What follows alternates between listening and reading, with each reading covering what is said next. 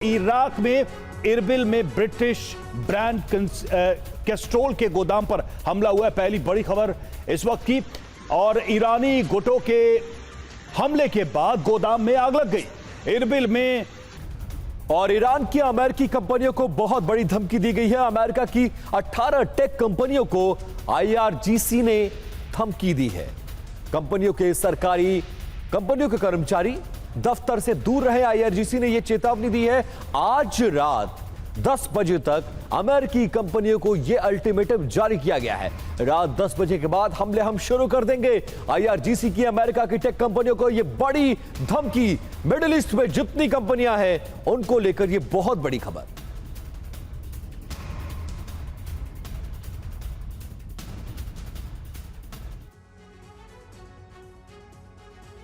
तो टारगेट पर अमेरिकी टेक कंपनियां। जी हां, पहली बात तो ये सबसे बड़ा एक देखा जाए ग्रुप जो है वो निशाने पर रहा है। इसमें कौन कौन? तो Apple, Microsoft, Google, Meta, Tesla, ये वो तमाम बड़े नाम हैं जो अब ईरान के निशाने पर हैं। जनरल इलेक्ट्रिक ये कंपनी भी निशाने पर। बोइंग जो कि अब एविएशन कंपनी है वो भी रहेगी निशाने पर। HP को निशाना बनाया जाएगा। इंटेल और JP मॉर्गन जैसी बड़ी कंपनियां भी ईरान के निशाने पर।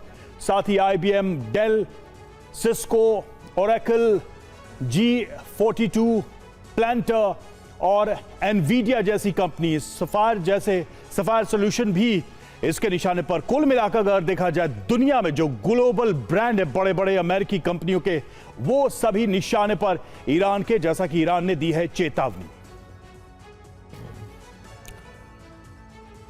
और देखिए, अब आपको बताते हैं कि जिन अमेरिकी टेक कंपनियों को टारगेट करने की चेतावनी दी गई है उनका खाड़ी में कितना ज्यादा निवेश है, जरा ये जानिए। टारगेट पर अमेरिकी टेक कंपनियां और अरब में अनुमानित निवेश कितना। आप सबसे पहले एप्पल की बात करें, $1.6 बिलियन का निवेश है। माइक्रोसॉफ्ट $15 बिलियन का निवेश। गूगल की बात करें तो $10 बिलियन और मेटा $1 से $2 बिलियन। टेस्ला भी $1 बिलियन वहां पर इन्वेस्ट कर चुकी है। और जनरल इलेक्ट्रिक $20 बिलियन प्लस का इन्वेस्टमेंट है। और बोइंग तो $50 बिलियन से ज्यादा का इन्वेस्टमेंट है। HP की बात करें तो $1 से $2 बिलियन, इंटेल $5 बिलियन और JP मॉर्गन $5 से $10 बिलियन का निवेश है।